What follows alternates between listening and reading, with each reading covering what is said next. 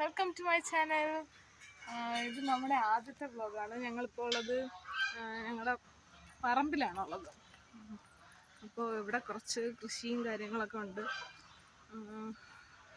അടുത്ത വ്ലോഗ് ഇവിടെ നിന്ന് തന്നെ തുടങ്ങട്ടെ എന്ന് വിചാരിച്ചു. ഓക്കെ, ഇപ്പോൾ എല്ലാം കാണിച്ചു തരാം. ഇതാണ് നമ്മുടെ പറമ്പ്. നല്ല കായൽ വ്യൂ ഒക്കെ ഉണ്ട്. ഇവിടെ ബോട്ട് കിടക്കുന്നുണ്ടോന്നും കാണാൻ പറ്റത്തില്ല കേട്ടോ.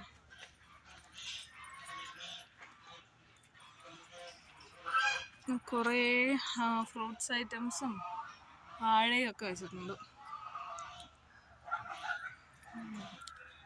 ഓരോ ചെടികളായിട്ട് നമ്മൾ പരിചയപ്പെടുന്നതായിരിക്കും. ഇതിൻ്റെ എല്ലാം നിർമ്മാതാവ് ഇക്കായാണ്. ഇക്കായും പാപ്പായുമാണ്. അപ്പോൾ ഇവിടെ 2 പേരുണ്ട് കേട്ടോ. അലക്സ, അത് ബെക്കാടി. അയ്യോ, ഇതാണ് ബെക്കാടി, അത് അലക്സ. ബെക്കാടി, അലക്സ, ഹിസ് മാസ്റ്റർ.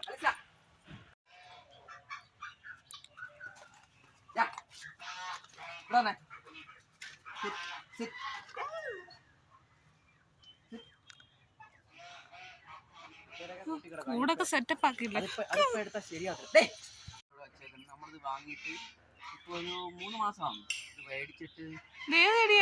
ഇത് റെഡ് സീതപ്പഴം, അതായത് നമ്മൾ ഇവിടെയൊക്കെ തന്നെ പ്ലാസ്റ്റിക്കാന്ന് പറയും. പ്ലാസ്റ്റിക്ക, റെഡ് കളറിലെ പ്ലാസ്റ്റിക് ആണ് വരുന്നത്. ഇത് നല്ലോണം വളർന്നു വെച്ച വയസ്സ് വളർന്ന് 1-2 എടുത്ത് ഇപ്പോഴത്തെ മഴയത്തൊന്ന് ചരിഞ്ഞിട്ടുണ്ട്. എനിക്കൊന്ന് കെട്ടണം. 1-2 പ്രാവശ്യം പൂ വന്നു, പക്ഷെ ഒന്നും പിടിച്ചിട്ടില്ല കേട്ടോ. ഇപ്പൊ ഇതിനകത്തെ ഒരുമാതിരി ചെറിയൊരു വണ്ടുണ്ട്. വണ്ട് വന്നിരുന്ന ഇലകളെല്ലാം കട്ട് ചെയ്യുന്നുണ്ട്. ഇതല്ലെങ്കിൽ ഒന്ന് ട്രിം ചെയ്യാം, കോപ്പി ചെയ്യാം. പിന്നെ ഇത് ഏത് ടൈപ്പായി കപ്പയ്ക്ക? Red lady പപ്പായാണ്. വെച്ചിട്ട് കുറെ നാളായി. എന്താണെന്ന് അറിയില്ല, എന്തെങ്കിലും സൂക്ഷ്മ മൂലകങ്ങളുടെ കുറവുകൊണ്ടോ വല്ല ആയിരുന്നു. ഇതുവരെ ഒന്നും പിടിച്ചു കിട്ടിയിട്ടില്ല. എല്ലാം നെഗറ്റീവ് ആണല്ലേ. പിന്നെ ഇത് നമ്മുടെ ഗംഗാബോണ്ടം. ഒരു വർഷം ആവുന്നു. 2.5 കൊല്ലം 3 കൊല്ലം കൊണ്ട് കായ്ക്കേണ്ട ആണ് ഗംഗാബോണ്ടം ആണ് വരുന്നത്. പിന്നെ ഇത് നമ്മുടെ തായ്പേരയാണ്. 2-3 പ്രാവശ്യം നമുക്ക് പേരൊക്കെ കിട്ടിയായിരുന്നു. ഇതിന്റെ വേറൊരു അപ്പുറത്ത് ഇരിപ്പുണ്ട്.